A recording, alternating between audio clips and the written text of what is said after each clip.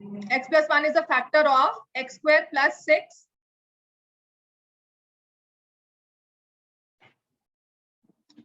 x square plus 6x plus 8 factor नहीं है, x cube है, x cube plus 6x plus 8। तो इसमें हम क्या करते हैं, x को क्या पुट करेंगे, -1 है ना, तो -1 का whole square whole cube -6 plus 8, तो क्या आता है इसका आंसर 1। शो दैट का है, तो it is not a factor. ये लिखोगे, शो दैट नहीं होगा, इसमें होता है चेक वेदर, यही था, शो तो हो नहीं रहा, इज नॉट अ फैक्टर या तो होगा, इसमें एडिट करना होगा, है ना। जब शो ही नहीं हो रहा तो फिर शो दैट थोड़ी ना होगा, तो it is not a factor. ये लिखा था कि कुछ और लिखा, not a factor. Find the value of 49 का स्क्वायर, इसको मल्टीप्लाई नहीं करना होता, 50 माइनस 1 का होल स्क्वायर लिखते हैं। This is your application of quadratic formula. ये 8 में किया हुआ है ना, 49 का स्क्वायर, ये सेकंड वाला पॉलिनोमियल। तो आप इसमें लिखोगे 50 माइनस 1 का whole square. If the coordinate of point -2, 3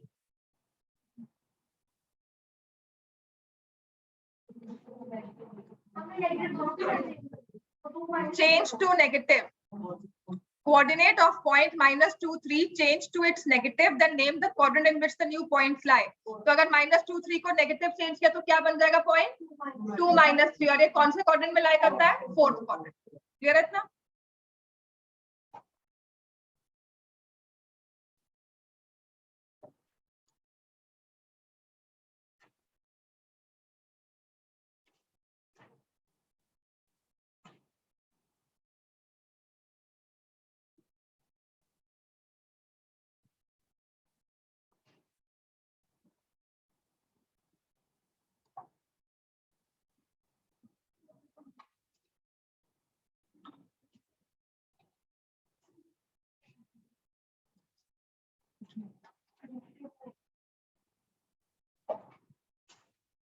-3, 3 minus 4 and 2, 5 represented on a graph. Then find the abscissa of P. Abscissa of P क्या है, 3 minus ordinate of Q. Ordinate of Q क्या है, 5। क्या आंसर आ जाएगा, -2।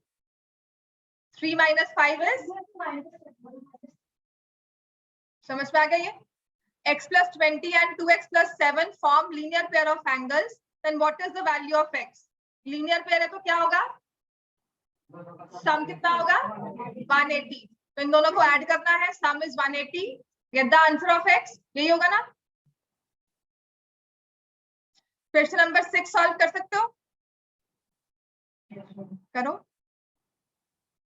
पहले 5th करो फिर 6th।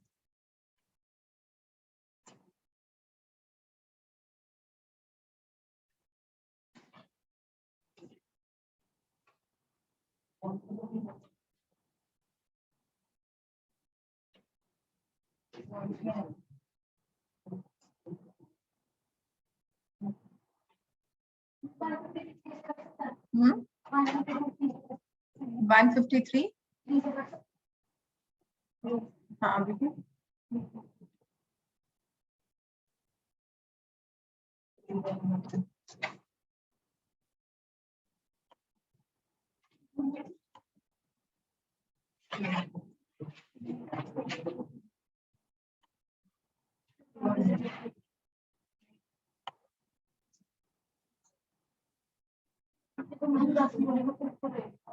लगता है।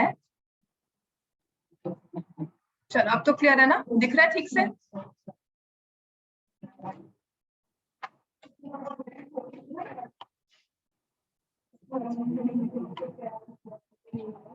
क्लियर दिख रहा है पेपर सबको। इसमें लिखा है x plus 20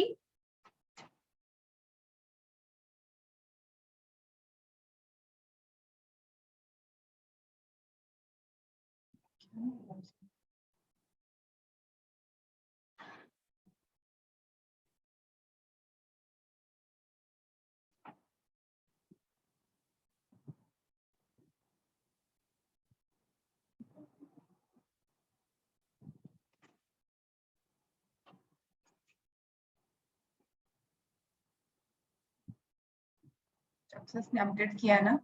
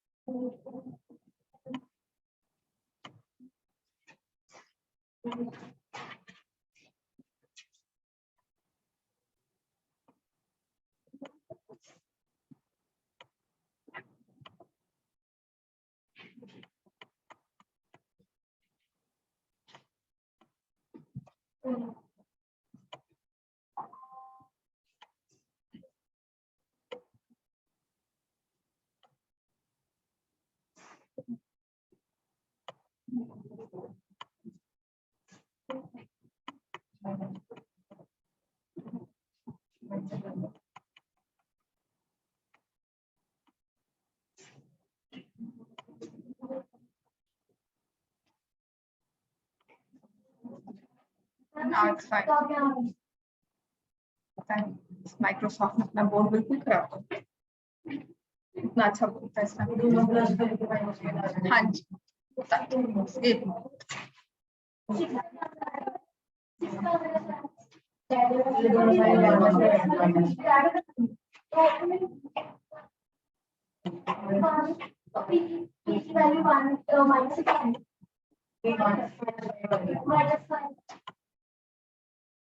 देखो इसमें क्या दिया हुआ है आपको। फर्स्ट कौन सा वाला क्वेश्चन कह रहे हो? सिक्स में हम क्या करेंगे? P ऑफ टी आपको दिया हुआ है polynomial t cube minus 3t square plus t minus 4। आपको क्या करना है? P of 1 plus P of minus 1। P of 1 put करोगे तो क्या आएगा? 1 cube minus 3 plus 1 minus 4। This is P of 1। P of minus 1 में हमें क्या करना है? माइनस 1 का whole cube minus 3 into minus 1 का स्क्वायर प्लस माइनस 1 माइनस 4। अब सिर्फ इसमें आपने कैलकुलेशन करनी है। 1 minus 3 minus 2 minus 2 plus 1 minus 1 minus 1 minus 4 minus 5 और उसमें प्लस करेंगे तो हमारे पास आ जाएगा माइनस 1 का whole cube is minus 1 minus 3 आएगा फिर माइनस 1 माइनस 4। ये सभी टर्म्स माइनस में है तो क्या आता है आंसर? माइनस 9। तो यहाँ पर हमारे पास आंसर क्या आ रहा है? माइनस 14। क्लियर हो गया इतना? Answer is minus 14 question number 6 का। क्या कहते हैं? Are we clear? We need to find the, हाँ जी देख रहे थे,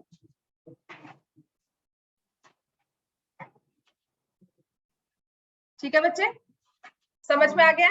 नेम द क्वाड्रेंट और the axis where the following points lie. Minus 20 lies on x axis. Quadrant या एक्सिस लिखना है तो हम क्या लिखेंगे? X axis. सब्जेक्टिव पेपर है फिर भी लिखते हैं x axis on the negative side. ठीक है, आपको फिर भी लिखने का मन है कि नहीं लिखना है हमें तो एक्स एक्सिस पे लाई करता है towards the negative side, you are on the negative side. वो अपने तरफ से इनपुट ऐड कर सकते हो, एक्स एक्सिस लिखोगे उतना भी काफी है। Minus 3 7 lies in second quadrant, 5 7 lies in first, 5 minus 9 lies in fourth. Clear हो गया बच्चे? ये तो मैंने बहुत बार करवाया क्लास में आपको। In the figure A B is parallel to C D, A B आपको पैरेलल दिया है सी डी को, E F is perpendicular to C D, E F आपका परपेंडिकुलर है C D, G E D is 126, G E D ये पूरा angle आपका 126 है। तो find angle F G E, आपकी बुक का ही क्वेश्चन है। एफ जी ई ये वाला एंगल निकालना है, जीई एफ, जीई एफ ये वाला एंगल निकालना है ना। तो बताओ क्या करेंगे? एफ जी ई कैसे आएगा और जीई एफ कैसे आएगा? जीई एफ क्या आएगा?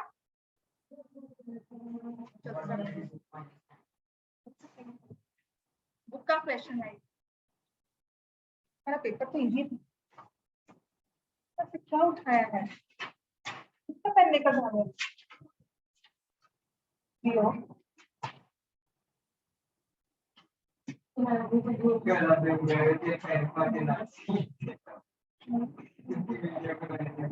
अच्छा, he plays, अपनी टेल के साथ वो प्ले करता है।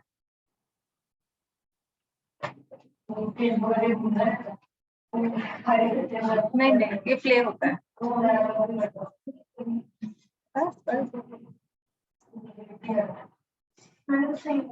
So in the figure AB is parallel to CD, आपको दो लाइंस पैरेलल दी हुई हैं, EF परपेंडिकुलर दिया हुआ है और एक लाइन ऐसे ड्रॉ की हुई है।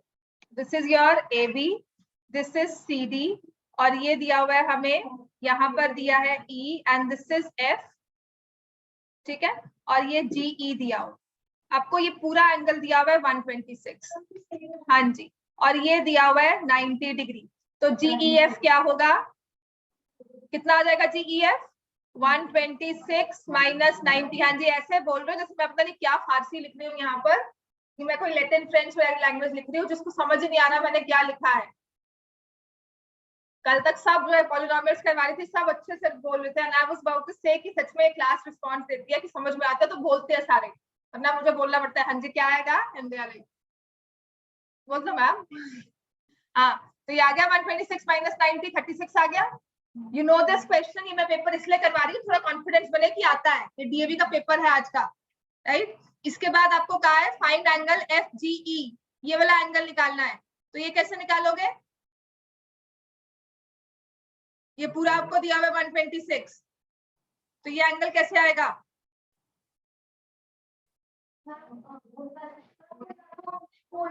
वो इंटीरियर एंगल्स बन गए ना, तो क्यों नहीं बोल रहे 180 माइनस 126 दे विल बी को इंटीरियर एंगल। अब समझ में आ गया?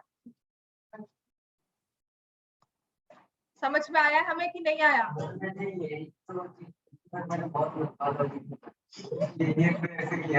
कोई बात नहीं, तुमने पता क्या किया होगा, तुमने ये एंगल निकाल दिया, ये 90 और फिर या तो सम एंगल प्रॉपर्टी लगा दी होगी।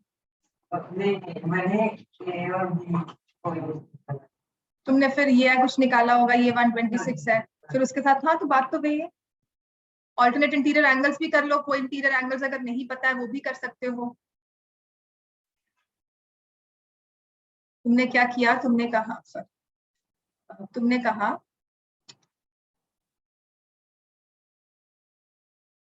कहा ये एंगल 126 है, तो दिस इज ऑल्सो 126। तो अगर ये 126 है तो लीनियर पेयर के साथ 180 माइनस 1, बात वही है, कोई बात नहीं। हाँ, क्योंकि 180 से तो माइनस कर रहे हैं, तुमने डायरेक्टली इसको और इसको यूज करके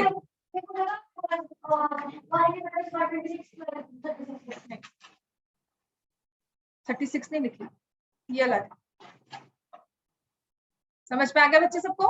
अब हमारे पास नेक्स्ट है, in the given figure PQ is parallel to RS, angle QPT, ये वाला एंगल दिया हुआ है 42 डिग्री, ये वाला, ये 42 डिग्री दिया हुआ है। TRS is 53 degree, find angle RTS, ये वाला एंगल निकालना। अगर ये 42 दिया है तो ऐसे वाले क्वेश्चन में हमेशा मैंने क्या कहा था, क्या करते हैं, कॉमन पॉइंट जो T है वहां से एक लाइन पैरेलल ड्रॉ करेंगे, किसी भी एक लाइन को। तो अगर ये पैरेलल ड्रॉ कर दिया तो ये एंगल कितना हो जाएगा?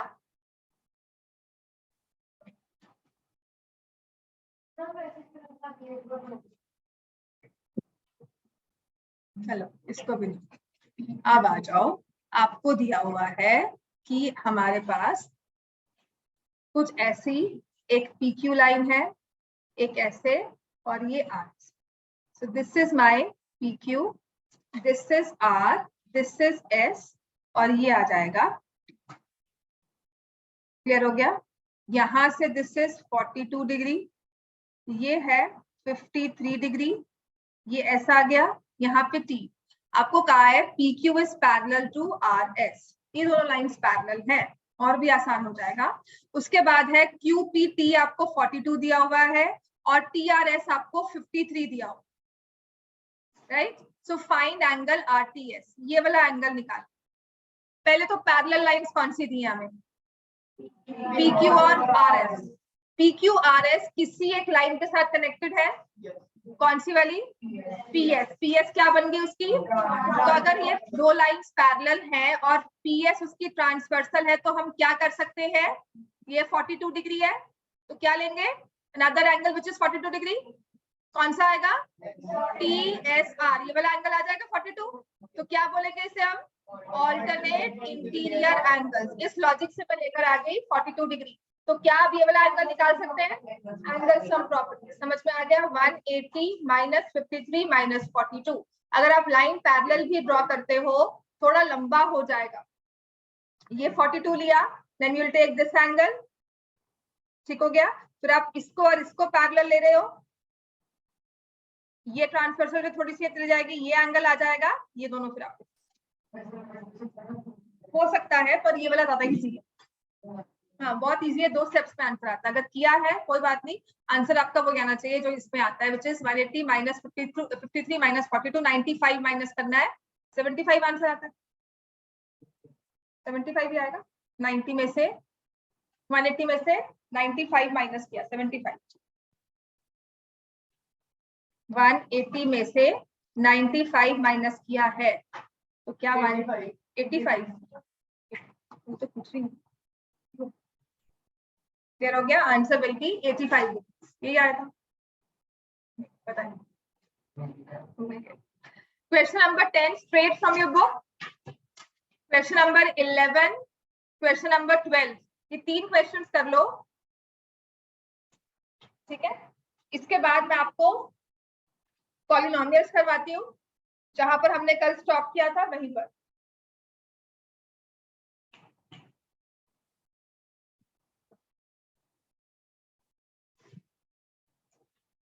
It is given that XYZ is 64.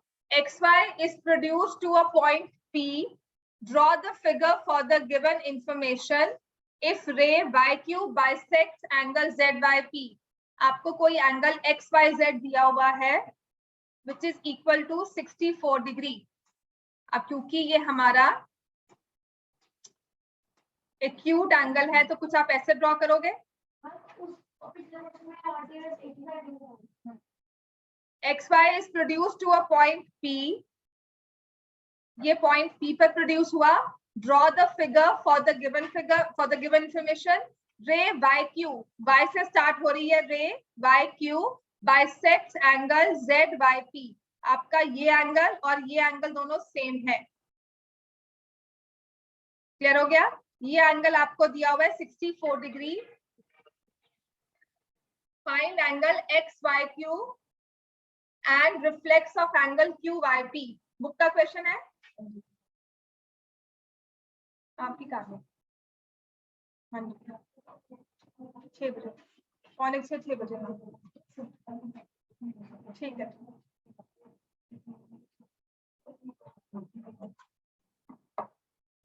ये तो आता है कि नहीं आता? आपको अगर ये 64 दिया हुआ है, XY को फर्दर प्रोड्यूस किया है, तो can you find this angle? क्या होगा ये? लीनियर पेयर के साथ 180 minus 64 which will be equal to 116 degree. आपकी रे YQ बाइसेक्ट करती है तो ये कितना आ जाएगा? 58 डिग्री। 58 डिग्री। ये हमने पूरी इंफॉर्मेशन निकाल ली गिवन क्वेश्चन से, जो एंगल 64 दिया हुआ है। अब मैच करते हैं, निकालना क्या था? आपको निकालना है XYQ। ये X, ये Y और ये Q। तो XYQ कितना हो गया? XYQ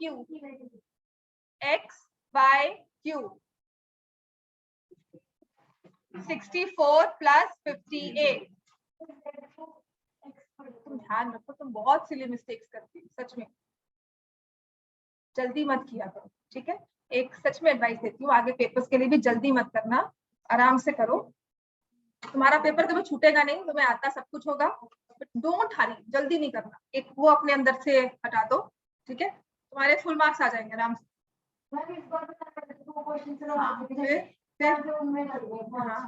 तो हो जाएंगे बच्चा, बस जल्दी नहीं करना। पता क्या होता है, जब दिमाग चलता है ना तो फटाफट से आंसर आता है, and we speak very fast. तो उस केस में क्या होता है, गलती भी हो जाती है, वी ओवरलुक समथिंग, तुम ओवरलुक कर जाती हो और जल्दी से मतलब एक होता है, बस वो थोड़ा ब्रेन को ट्रेन करना और कुछ नहीं। आपका QYP है, देखो ये QYP, QYP का रिफ्लेक्स निकालना है। तो रिफ्लेक्स निकालने के लिए क्या करते हैं, 360 में से क्या माइनस करेंगे, QYP 58। क्लियर हो गया बच्चे? तो कितना आ जाएगा ये 302। ये किया हुआ ना, हमारी बुक का ही क्वेश्चन है, बिल्कुल सेम, याद है हमें, आता है, पेपर मुश्किल नहीं आएगा, फर्स्ट स्टेप है आपका, पेपर इजी ही होगा ओवरऑल अगर देखा जाए। Plot the points -34, 54, 53, -33, name the figure so form and find its area. ये क्वेश्चंस मैंने करवाए थे, ऐसे कहा था ना कि एरिया वाले क्वेश्चन आ जाते हैं जब मुझे कोऑर्डिनेट के काम करना है। तो इसमें मैं x axis y axis draw करूंगी, मैं रफ में ड्रॉ कर रही हूँ। आपको वैसे ग्राफ पेपर में कहा था ड्रॉ करने को, दिया था ग्राफ आदित्य, इसके लिए ग्राफ दिया था कि नहीं दिया था? तो आपके पास है पॉइंट -34, तो -1, -2, -3, 1, 2, 3, 4। इसमें आपका स्केल लिखना वो सब मैटर करेगा, पॉइंट्स को प्रॉपरली प्लॉट करना। 5, 4 पॉइंट लिख रहे हो, उनको नेम भी दे दो, क्योंकि मैंने स्टार्ट इससे किया, तो I will write this B. Next हमें दिया हुआ है 5, 3, तो 5, 3 पॉइंट कौन सा आ गया, x is 5, y is 3, तो कुछ यहाँ पे आ जाएगा, यही आया, इसे C पॉइंट दे दिया। देन -3, 3 तो यहाँ पर आ गया, क्योंकि ये 4 था तो यहाँ पर आ गया। क्लियर हो गया? तो आपने इसे कुछ अब ड्रॉ करोगे, हाँ रेक्टेंगल ही बनेगा, और ये 4 से पास करेगा, यहाँ पर ऐसे 3 से पास। इसने कहा इसका एरिया निकालो। How will you find the area? क्या फिगर बनी है ये, एक रेक्टेंगल बना है, रेक्टेंगल का क्या होता है area, length into breadth. What is the length? ये पॉइंट क्या है, आप हॉरिजॉन्टल चल रहे हो, तो लेंथ निकालनी है, तो मुझे कहाँ मूव करना होगा, एक्स एक्सिस के अकॉर्डिंग, है ना। तो -3 से 4 पर गए, -3 से 4 तक कितना डिस्टेंस हो गया, -3 से लेकर 4 तक। पहले -3 से 0 तक पहुंचोगे 3 यूनिट्स, फिर 0 से 4 तक जाओगे, 5 तक जाओगे, सर 0 से 5 तक जाओगे, कितना आ जाएगा 5 यूनिट्स। तो 3 + 5 8, पहले मैंने 4 बोला वो गलत था, 5 है, समझ में आ गया ना। उसके बाद हमारे पास 1, ब्रेड कितनी दी हुई है 1, समझ में आ गया ये। तो एरिया कितना हो जाएगा 8, बस इसमें यहाँ पर 8 स्क्वायर यूनिट्स लिखना, सब्जेक्टिव पेपर है, 8 कोई ऑप्शन टिक नहीं करना था। स्क्वायर यूनिट्स के मार्क्स कट जाते हैं, नहीं लिखा तो हाफ मार्क यहाँ कट जाएगा। लिखा है स्क्वायर यूनिट्स, स्क्वायर यूनिट्स लिखा है, नहीं लिखा, लिखा है। चलो 12th क्वेश्चन करो फैक्टराइज, उसके बाद मैं आपको प्रॉपर फैक्टराइजेशन आगे स्टार्ट करवा दूंगी, और कल से लाइंस तुमने प्लॉट कर लिए पॉइंट्स चारों।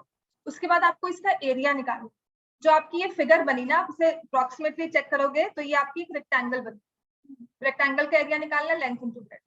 अब लेंथ क्या है, इस पॉइंट से यहाँ तक कितना डिस्टेंस है, ठीक है।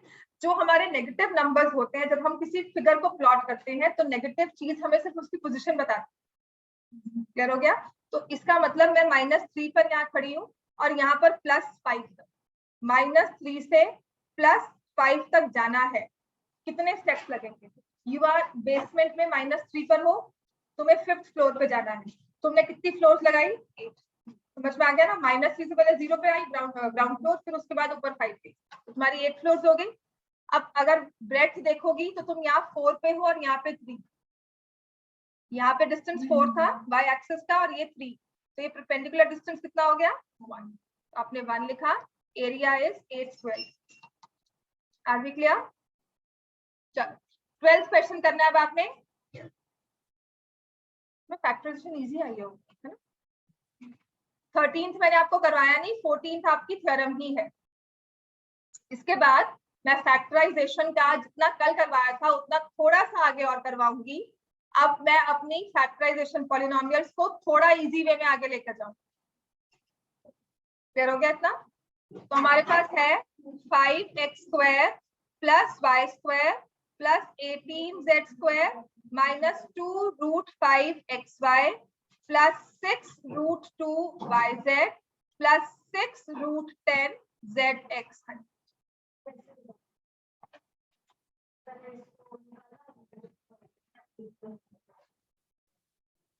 करना है डायरेक्टली फॉर्मूला याद करो, कर लो यार, मुझे बस बताने की बात है।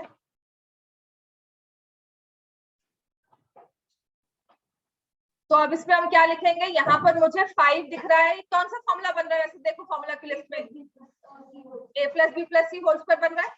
तो मुझे फर्स्ट टर्म 5x स्क्वायर दी हुई है, तो इसको हम क्या लिखेंगे 5x स्क्वायर।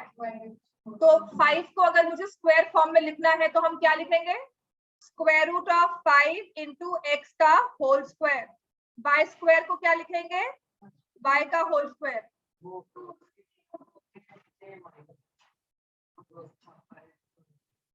ये प्लस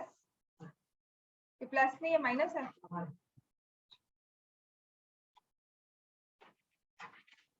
ठीक है, 18 को हम क्या लिखेंगे 3√2z का होल स्क्वायर। मैंने आपको कहा था आप इसे लिख दोगे 18z होल स्क्वायर, फिर 18 को फैक्टराइज कर लेना।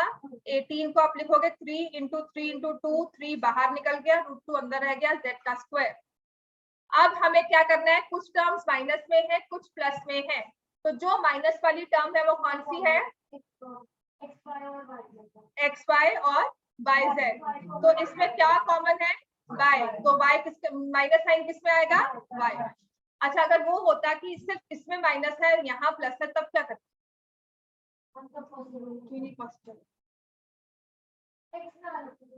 है ना। तो इसका मतलब साथ में आपके एक्स नेगेटिव है, जेड भी नेगेटिव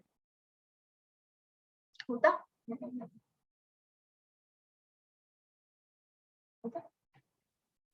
दो टर्म्स नेगेटिव आती ना फिर इसमें। तो अगर मैं x को नेगेटिव ले रही हूँ, y को नेगेटिव ले रही हूँ, तो मैं y को नेगेटिव लेती, अगर यहाँ पर प्लस है तो y z दोनों ही नेगेटिव है, और वहां पर z और x नहीं आएगा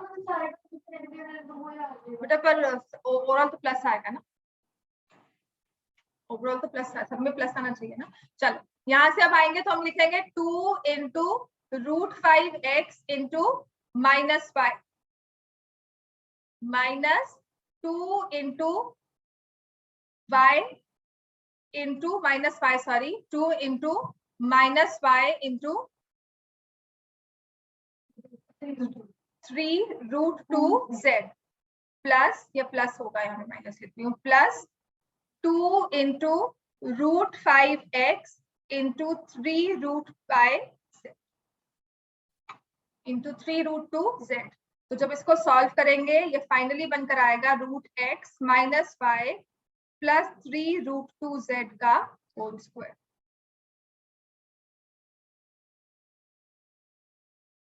इतना क्लियर हो गया बच्चे, using a plus b plus c whole square.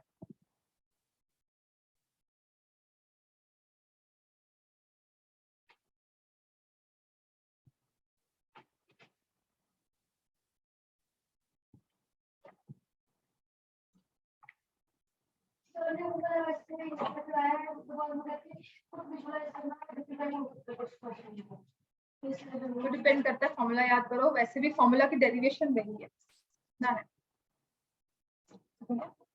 मैं नहीं कहूंगी कैसे ना याद करो, सर ने कहा तो कर लो। क्वेश्चन नंबर 13 मैंने अभी आपको करवाया नहीं, फैक्टराइज का, ये आपको करना है अभी, और क्वेश्चन नंबर 14 आपकी theorem.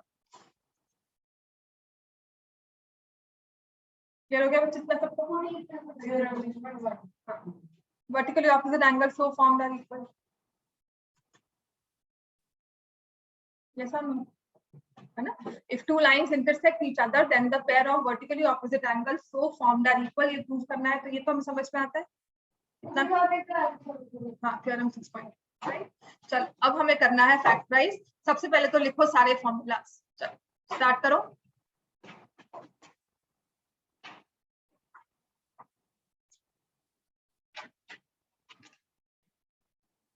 a plus b whole square, a minus b whole square, a square minus b square, a plus b plus c whole square,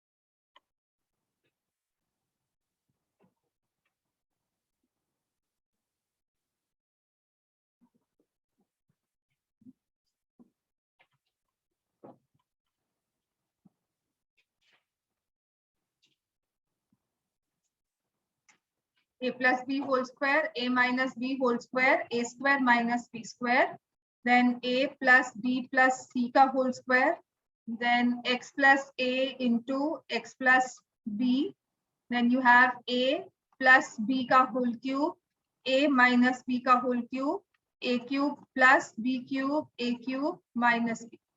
यही फॉर्मूला है, इसके अलावा भी कुछ और है?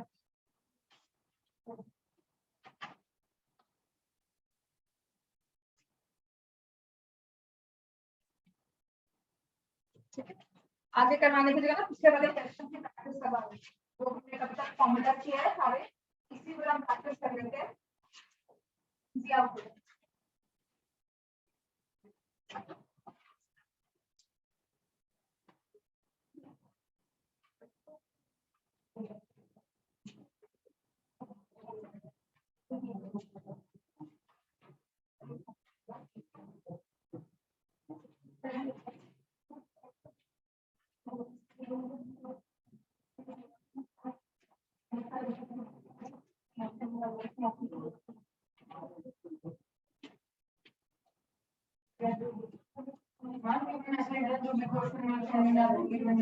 जो भी क्वेश्चन है वो लिख देते हैं।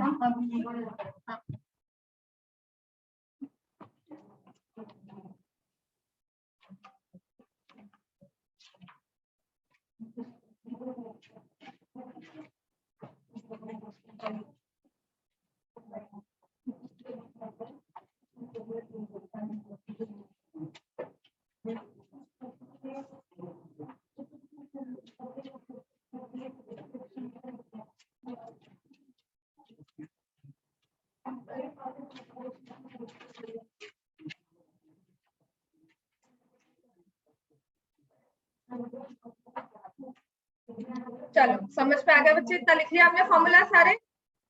कल मैंने आपको क्या करवाया था? पहला factorisation by taking out common and factorisation by grouping.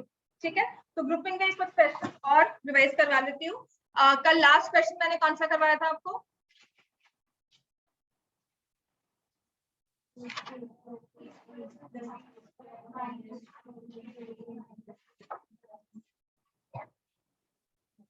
ठीक है, नेक्स्ट लिखो फैक्टराइज।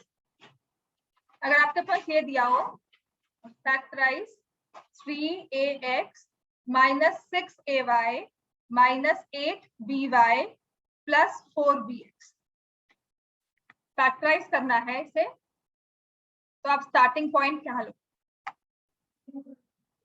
ग्रुपिंग करोगे? करो स्टार्ट ग्रुपिंग से।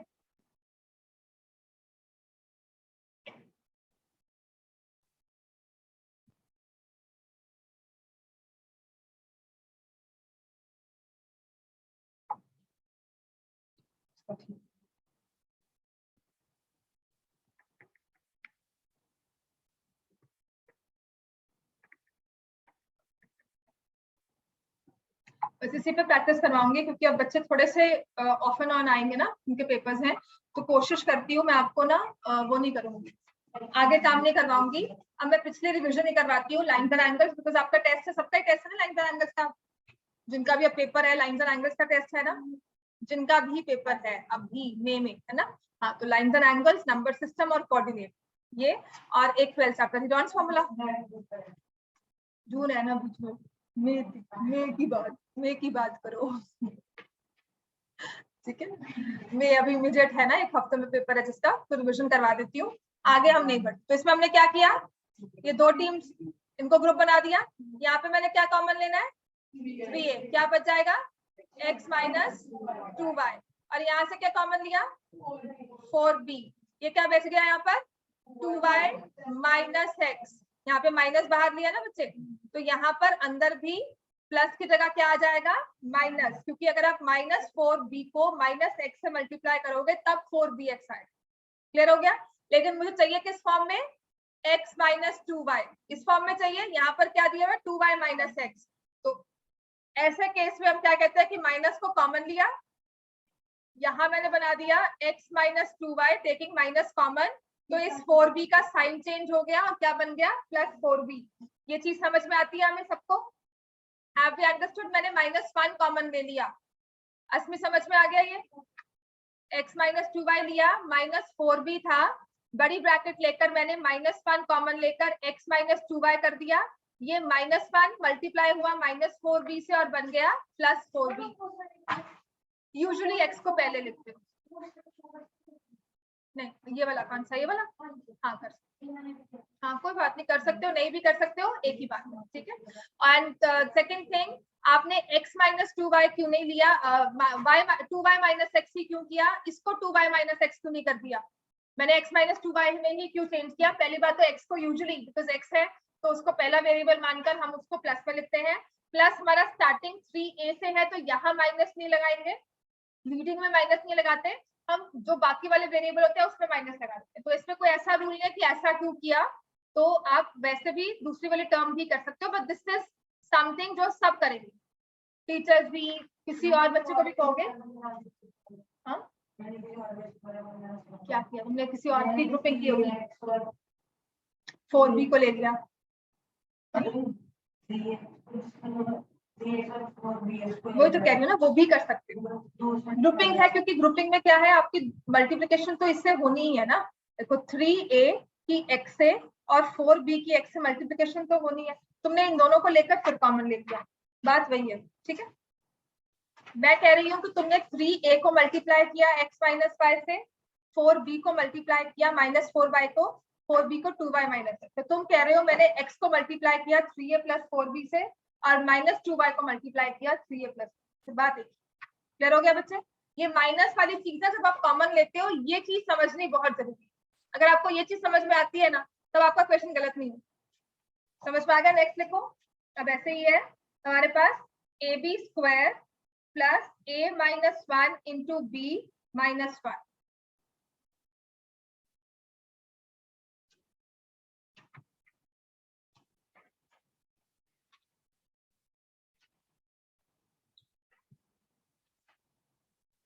कुछ समझ नहीं आ रहा तो आप क्या करोगे? फर्स्ट स्टेप में इसको क्या करना शुरू करोगे? इसमें आई विल मल्टीप्लाई।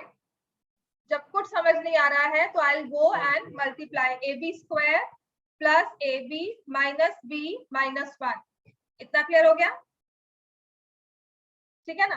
अब ग्रुपिंग कर दो। अब ग्रुपिंग में आपने इन दोनों को इकट्ठा लेना है या किसी और को। अगर ये एक्चुअल ग्रुपिंग का क्वेश्चन है तो जो मर्जी ऑर्डर ले लो, आपका आंसर आएगा, इवन नंबर ऑफ टर्म्स है तो। क्लियर हो गया? तो मैंने फर्स्ट 2 टर्म्स को ही ग्रुप किया, तो यहां से मैं ए बी कॉमन लूंगी, क्या आ जाएगा? b प्लस 1, फिर -1 कॉमन b प्लस 1। समझ में आ गया बच्चों सबको? 4 तो आएंगे कैसे?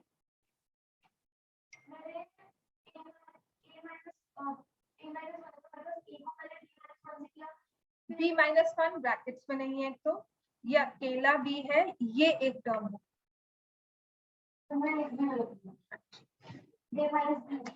चलो समझ में आ गया है ना? क्लियर हो गया बच्चे? चलो अब नेक्स्ट लिखो। इसमें दिया हुआ है x square minus x A plus 2b plus 2ab।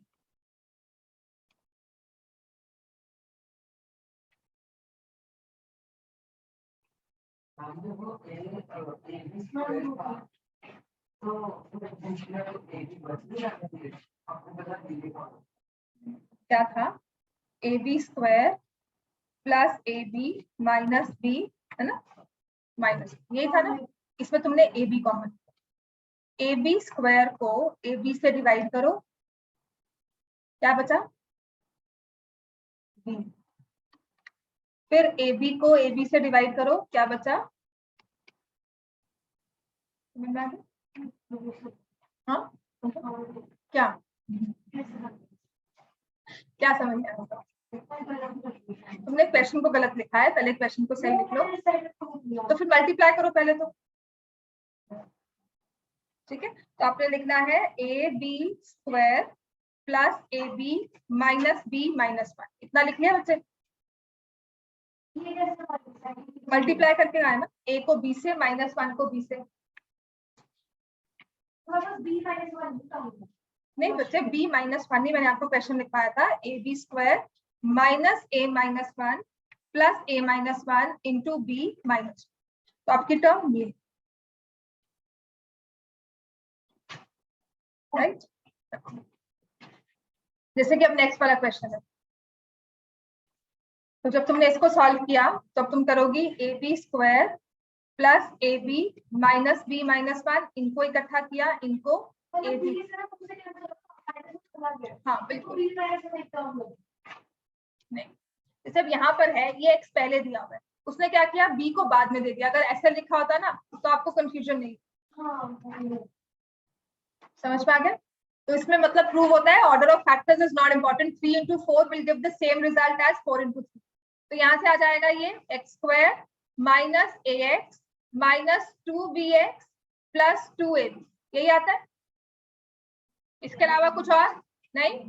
तो इन दोनों को ग्रुपिंग की, x into X minus A minus 2b into X minus A, समझ में आ गया, क्योंकि बाहर माइनस का साइन है तो अंदर का साइन भी चेंज होगा, x minus 2b x minus, इतना क्लियर हो गया बच्चे हमें।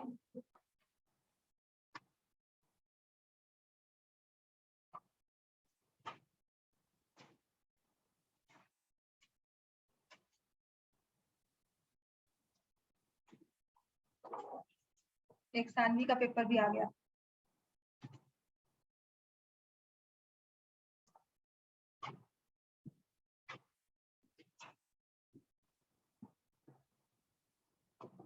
अगर आपके पास है तो देखो पेपर, इसका इजी था, इसका पेपर पेपर 9.3 और नंबर लाइन तो डिलीटेड है, इसको आ गया।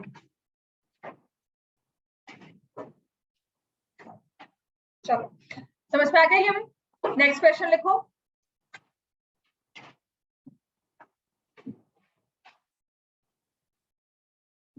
ax प्लस by का whole square plus bx minus ay का होल,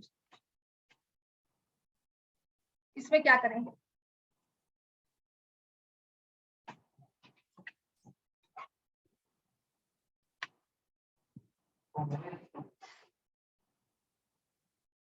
क्या करना चाहिए इसमें?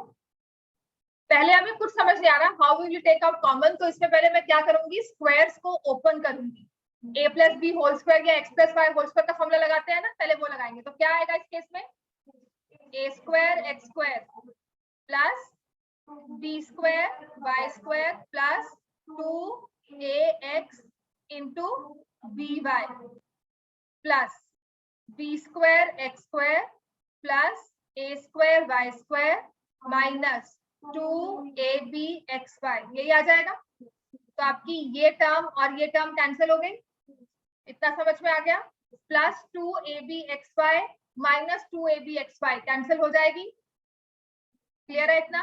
तो हमारे पास क्या आ गया, a square x square plus b square Y square plus b square x square a square Y square. अब कॉमन लोगे, चाहे x का ग्रुप बनाकर कॉमन लो, चाहे y का ग्रुप बनाकर कॉमन लो। अब यहाँ पर ग्रुपिंग करनी पड़ेगी, देखो यहाँ पर कुछ कॉमन नहीं निकल रहा, a स्क्वायर एक्स स्क्वायर और b स्क्वायर वाई स्क्वायर में कुछ कॉमन नहीं निकल रहा, तो या तो मैं a को इकट्ठा करूंगी, जैसे गौतम ने किया था पहले, उसने कहा मैंने एक्स वाई नहीं लिया, मैंने a इकट्ठा कर लिया, तो वो भी कर सकते। तो या तो a की टर्म्स को इकट्ठा कर लो या x वाली टर्म्स को, ठीक है ना। तो यहाँ पर सही ग्रुपिंग हमें समझ में आती है कि मैंने रीअरेंज किया है टर्म्स, मैंने क्या किया, a स्क्वायर एक्स स्क्वायर को और b स्क्वायर एक्स स्क्वायर को इकट्ठा कर लिया। अच्छी बात और क्या है, सारी टर्म्स प्लस में है, कोई झगड़ा ही नहीं, ठीक है।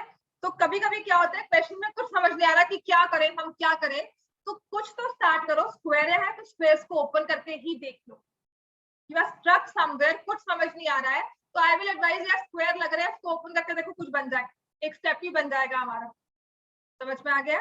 तो ऐसा नहीं होना कि मैंने लिखवाया नहीं हुआ जी, ये माइनस नहीं है बीच में, ऐसा कुछ नहीं है, तो क्या करेंगे हम, करेंगे नहीं, स्क्वायर्स को ओपन कर देंगे साथ साथ। तो मैंने लिखाया B square Y square plus A square Y square, तो यहाँ से I will take X square common, A square plus B square, और Y square common, A square plus B square.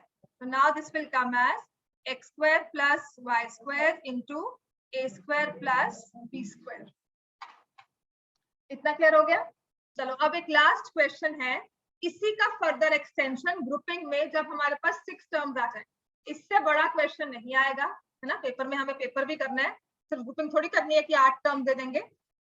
The only thing required here is कि हमें overall common निकालना आना चाहिए, कैसे ग्रुपिंग करनी है वो समझ में आना चाहिए। तो हमारा क्वेश्चन है a square b plus A B square minus A B C minus B square C plus A X Y plus B X Y.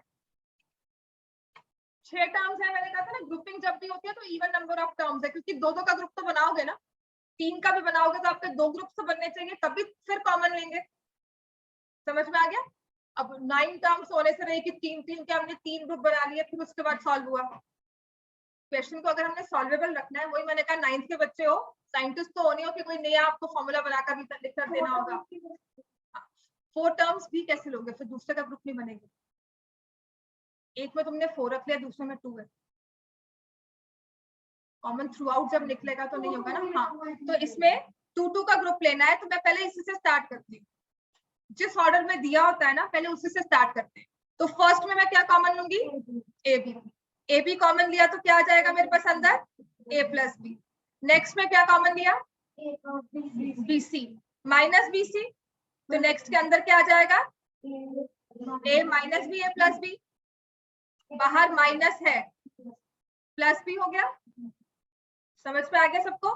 Next क्या कॉमन लेंगे, X Y, then it will be a plus. Now Amika, coming to your question, आपने कहा था अगर मैं ये 4 terms लेती हूँ, आपने 4 कॉमन लिया है ना, इसमें से कुछ कॉमन निकाला, आपका ये चीज कॉमन और नेक्स्ट 2 टर्म्स का कॉमन कभी मैच ही नहीं करेगा। जैसे यहाँ पर मैंने कहा a plus B A plus B A plus B, तो मैं थ्रू आउट कुछ कॉमन नहीं निकाल पाऊंगी, तो मुझे एक ऑर्डर में, एक साइकिल में, जिसे हम कहते हैं साइक्लिसिटी होती है, एक साइकिल में हम टर्म्स को लेकर फिर कॉमन निकालते। क्लियर हो गया? मैंने 3 का ग्रुप क्यों नहीं लिया, मैंने 4 का ग्रुप, 3 के 2 ग्रुप बना सकते हो, एक ऑर्डर है, एक क्या कहते हैं सिमेट्री सी बनी हुई है ना, सिमेट्री कहते हो ना, तो वो चीज है कि 3 के 2 ग्रुप ले लिए, कि हो सकता है तीनों में से एक टर्म और दूसरे में से कुछ कॉमन आकर दोनों सेम बन जाए। पर अगर मैं एक 4 और एक 2 बनाऊंगी तो जैसे मर्जी कोशिश कर लूं, 4 और 2 आपस में मैच नहीं कर पाएंगे। समझ में आ गया? क्योंकि अगर प्लस माइनस होता तो यही हो जाता। क्लियर हो गया इतना? तो अब हम अगर इसको सॉल्व करते हैं तो थ्रू आउट में क्या कॉमन निकाल लूंगी, a प्लस बी। तो a प्लस बी कॉमन निकालने के बाद यहाँ क्या रह गया, minus B C plus polynomials की फैक्टराइजेशन। जिस हिसाब से आप मुझे रिस्पांस दे रहे हो, based on your response in the class, मुझे लग रहा है आपको समझ में आ रही है। एक काम जरूर करना, अपने फॉर्मूलाज रोज याद करने हैं जब तक हम ये चैप्टर करेंगे। एंड सेकंड थिंग, जो मैं क्लास में करवा रही हूँ, मैं आपको कोई एक्स्ट्रा वर्क देती नहीं हूँ, मैं कहती हूँ क्लास में किया हुआ काम ही दोबारा कर लो। अब से मैं इस पॉलिनोमियल्स में बहुत इजीली प्रैक्टिस के साथ प्लस रिवीजन के साथ क्वेश्चंस करवाऊंगी, छोड़ूंगी नहीं, क्योंकि इतने मेहनत किया ना, छोड़ना बनता नहीं है, वरना फिर से मुझे स्टार्ट करना पड़ेगा स्क्रैच से। अगर आपको इतनी समझ में आ गई है तो दैट मीन्स आपको पॉलिनोमियल समझ में आ जाएगा। जितना मुश्किल चैप्टर इसको मानते हैं उतना फिर लगेगा नहीं आपको।